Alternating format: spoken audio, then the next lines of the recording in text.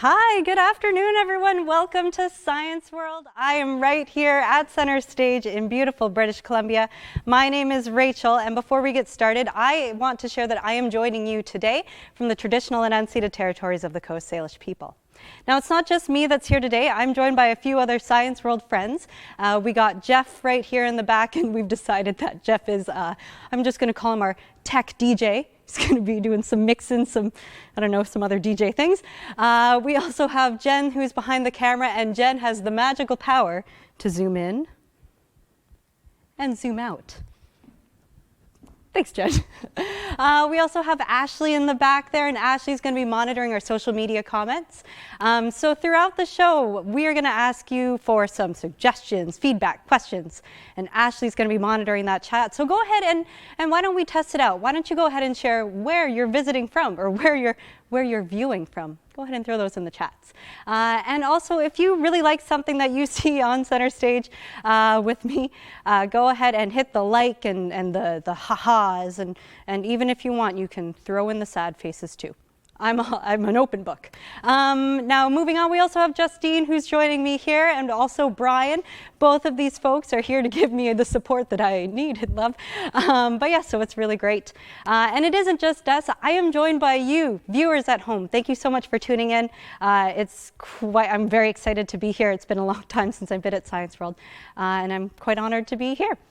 So today we will be doing the air show. It's one of my absolute favorite shows because I love air. I'm a big fan of it. I use it quite often.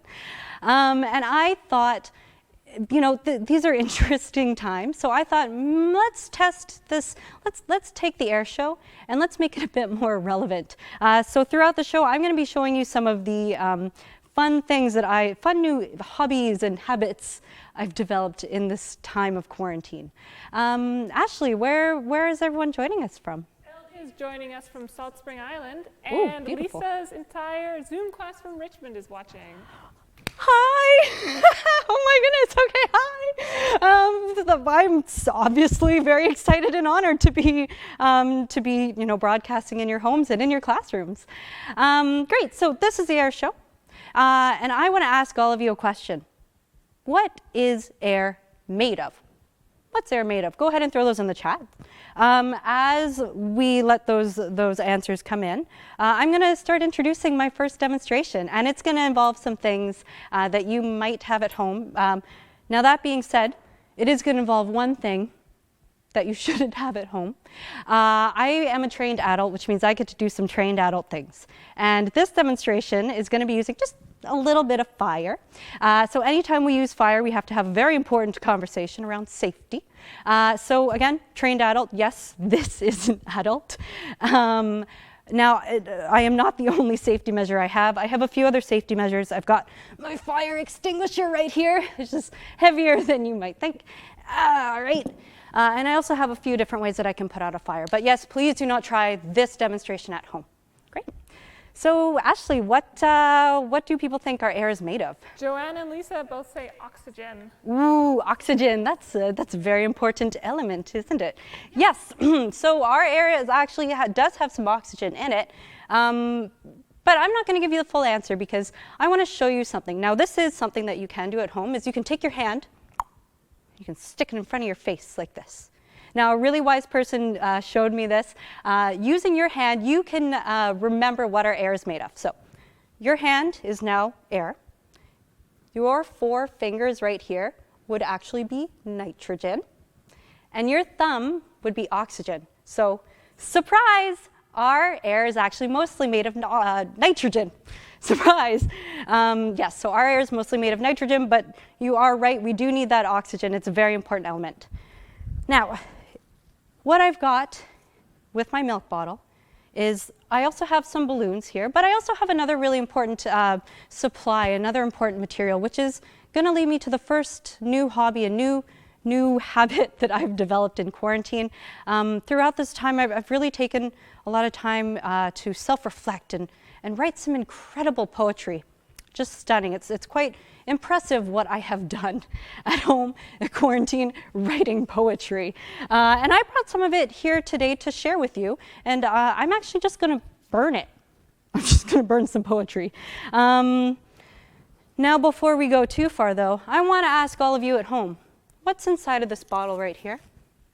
What's inside of this glass bottle? Besides kind of my face. Can we get a zoom in of this bottle, this milk bottle? What's inside here? You go ahead and guess. Now, as those comments come in, I thought I might share with you some of this poetry. And here it is. Ready? Some of us are hearing this for the first time. All right. Beans, beans, the magical fruit. The more you eat, the more you should stay at home. Thank you. Thank you. Thank you. I can hear your laughter all the way at Science World.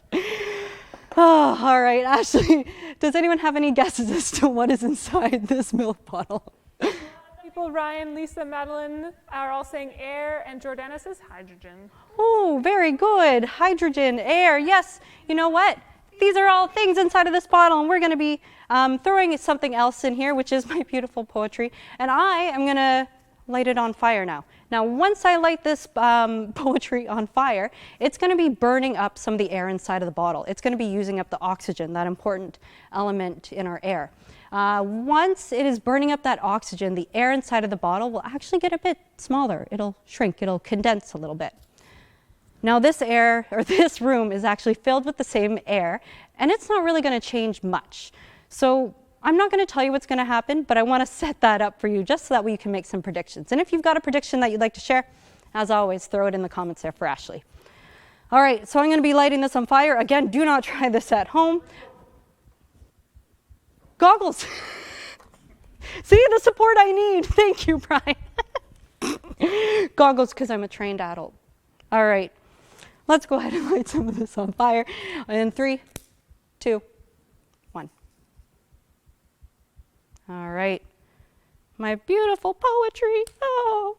All right, let's chuck that in the bottle. Now, as the air inside of there, whoop, that went a lot faster than I expected. Let's go ahead and I can bring this up so you can take a look and see what I've done. Now, the air inside of here, again, has gotten so much smaller because the poetry, as it burned, it made the air smaller. But the air inside of the room, it hasn't changed much. So this leads me to one of my first important concepts that I want you to take home, or keep at home with you today, is that air really likes to push.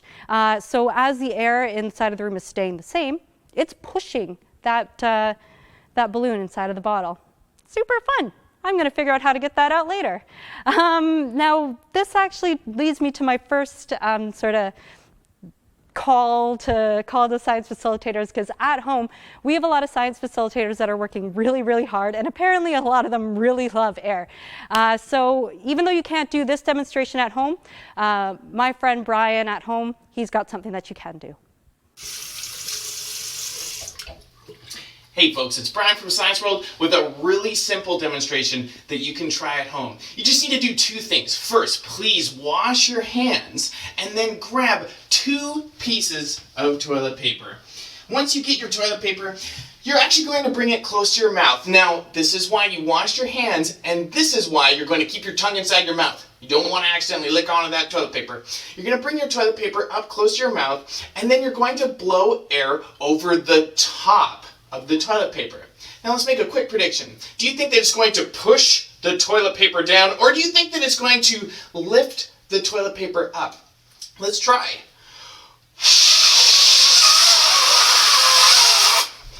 Wow, it actually pushed the toilet paper up because of the Bernoulli principle. The Bernoulli principle states that fast-moving air creates an area of lower air pressure, and so the higher air pressure around the room ended up pushing our toilet paper up. Now, if you have any really cool demonstrations that you'd like to try at home and share them on social media, just put the hashtag #ShowUsYourScience in the video description so then we can see it as well. Thanks, folks. Good stuff. Thank you so much, Brian, for sharing that. And also thank you for explaining the Bernoulli principle, because this brings me to my next demonstration. So not only can air push, but it can also blow. So I have right here a leaf blower, and go ahead in the chat.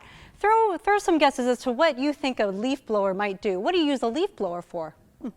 I ask the big important questions here at Science World. So as we got that started, or as you're throwing your guesses in the chat there, I want to share with you the next hobby I've developed in quarantine, and that's inventing making. I'm going to have to invent a better term for that. It's invention making. I'm an inventor now. All right. And what I have developed or invented is a simple way for you to unravel a toilet paper by yourself, because we don't talk enough about toilet paper or the bathroom. So I have invented a way for you to unravel a toilet paper by yourself. So yeah, Ashley, how are we doing in the chat? How are we looking? Stefano says leaf blowers for inventing making. Very good, Stefano. That's right. It's for inventing making. Great. Any other thoughts, guesses? Jean and Kira say blowing leaves. That is beautiful. Yes, you can certainly blow leaves, preferably to your neighbor's yard. But yes, a leaf blower does have a lot of fun things that you can do. So I'm going to be using this to unravel a piece of toilet, or a roll of toilet paper, and I'm going to stop moving so much for you. Poor Jen, I'm making her nauseous. All right, so this is a little bit loud, so please, if you have sensitive ears, feel free to turn down your speakers. I'll be turning this on in 3, 2, 1. Very good.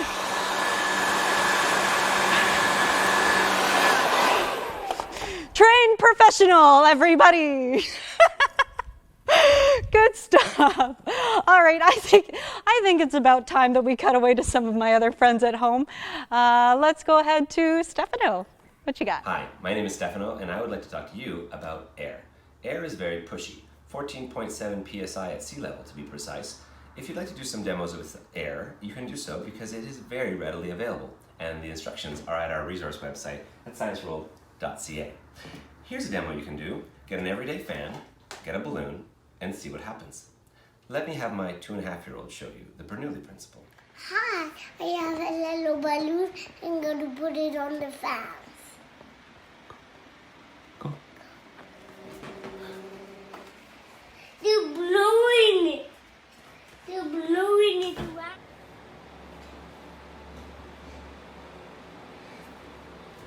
Do you see the balloon floating? Because the ears in the balloon.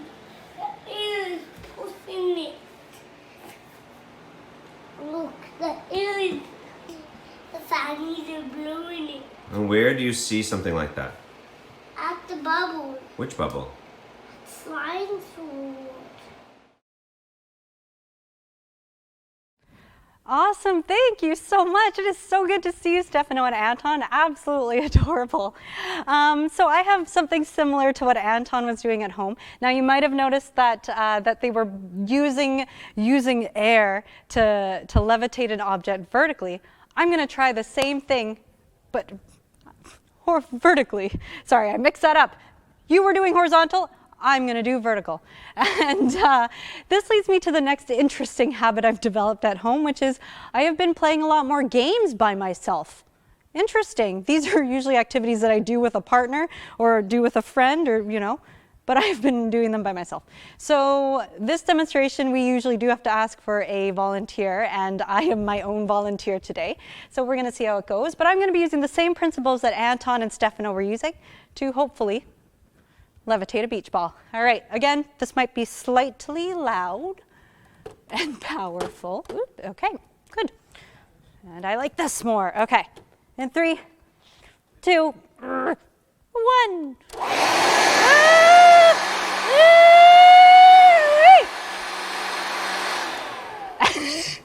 And now it's stuck on top of the pendulum. All right, good.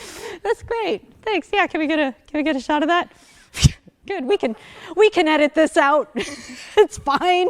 All right, very good. You never know what to expect here at Science World. Great. Well, that takes me onto another segment from home from one of our friends.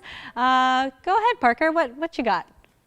Hello everyone, my name is Parker, and today I'm going to show you how to levitate small objects using fast-moving air and the Bernoulli effect with a blow dryer or even your own breath. And so first we need to get something small and light, like a ping pong ball right here. And later on I'm going to try to do the same thing with my breath and a small chocolate.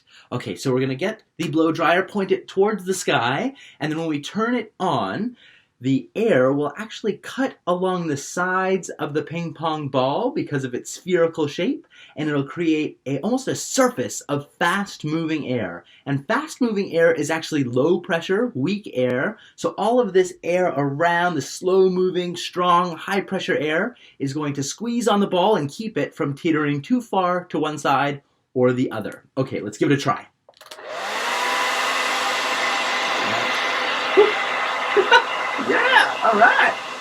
Yeah, all right. And nice, amazing. Okay, so now let's try it with a small chocolate and my own breath. Okay, this is going to be a tricky one, but it might take you a few tries if you try this out, but make sure you have a few with you and a clean space for them to drop on. Okay, so I'm going to point my mouth so it's pointing towards the sky, and we have gravity pulling down on this chocolate right here, and then we also have my breath pushing up, counteracting gravity, and of course the Bernoulli effect going around, creating that area of low pressure, hopefully keeping it from teetering one side to the other. But the fact that it's not perfectly spherical makes this a little bit tricky. Okay, let's give it a try. Oh. Okay, I call that a win. That was amazing. Awesome stuff. Okay, so try it out. See what you can levitate using the Bernoulli effect and fast-moving air, and hashtag it with "Show Us Your Science." We'll be looking forward to it. That was a really big win, Parker. That is awesome. It's good to see you.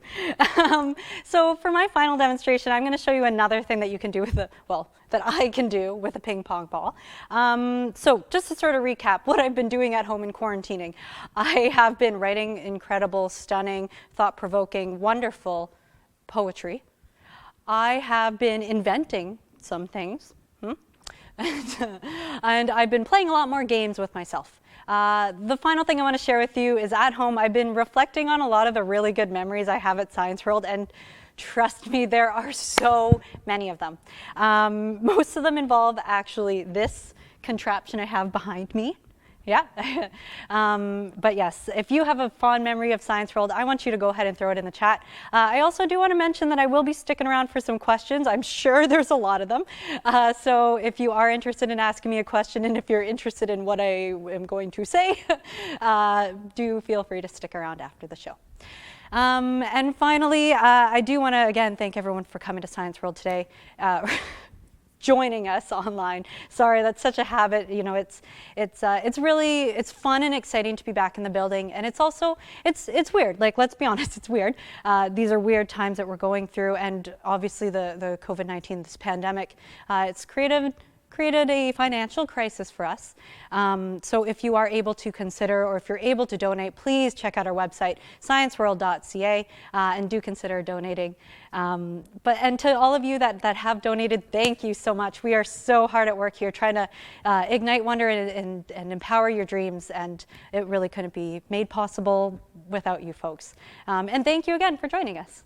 So, all right, lots of talking. I'm going to show you my most favorite demonstration right here. This is what we call the ping pong cannon, and that's how you have to say it. So I have here the ping pong cannon, and as the name suggests, I have a ping pong right here. It's inside of this tube.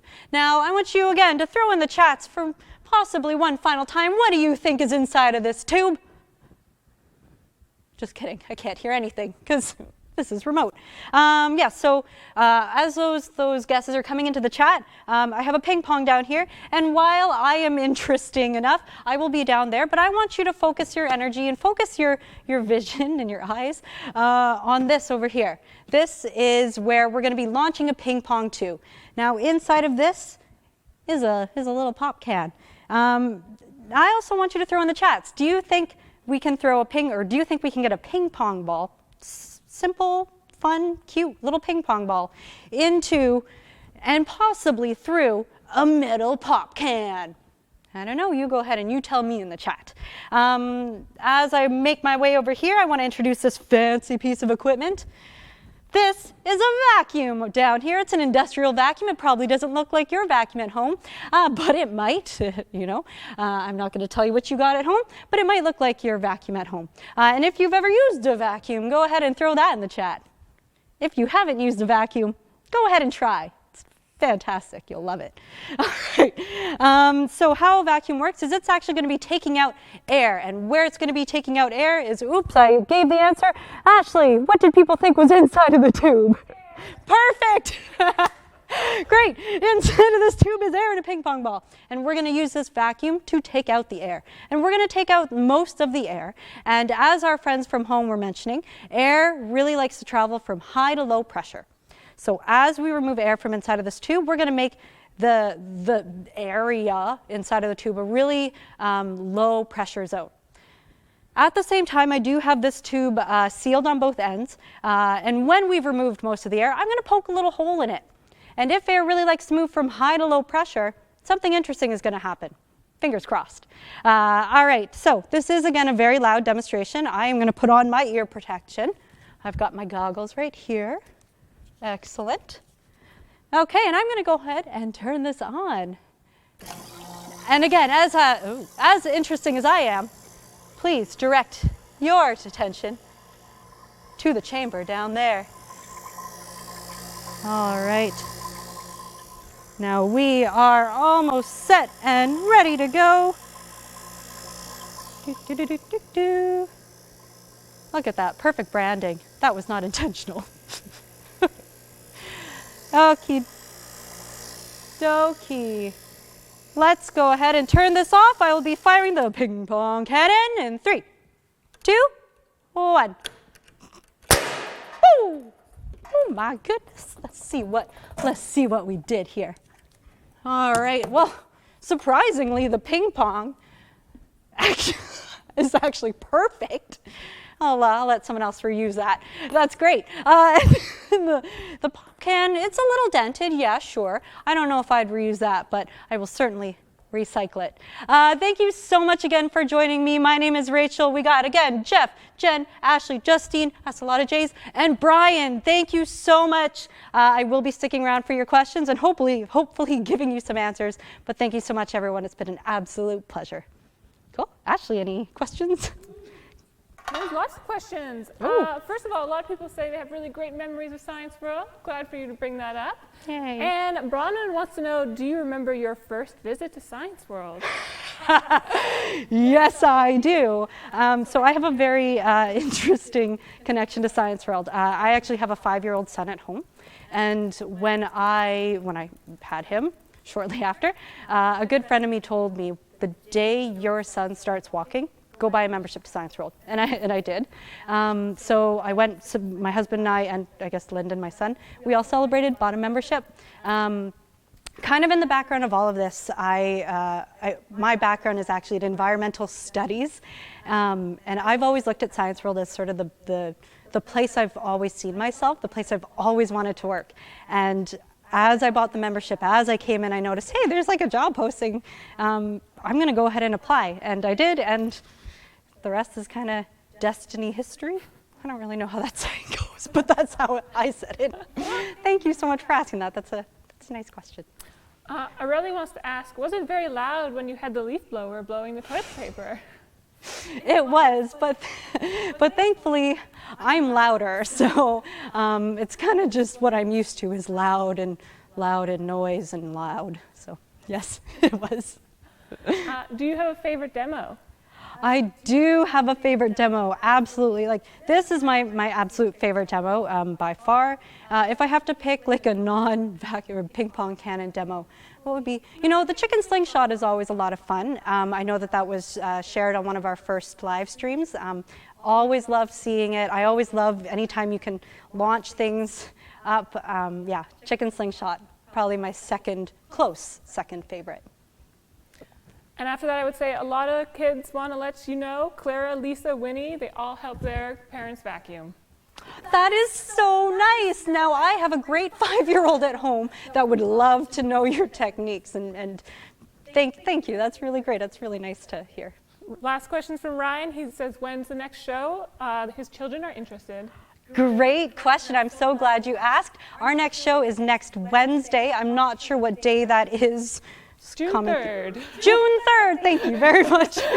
Next Wednesday, June 3rd. Am I allowed to announce the host? Yes. We got Justine doing the balloon show next Wednesday, June 3rd at 2:20. Oh, very cool. Send in your balloon experiments. We might put them in the show. That is really fun. So interactive. Cool. Well, thank you so much again, everyone. Thanks for sticking around. And yeah, tell all your friends. Okay. Have a nice afternoon, everyone.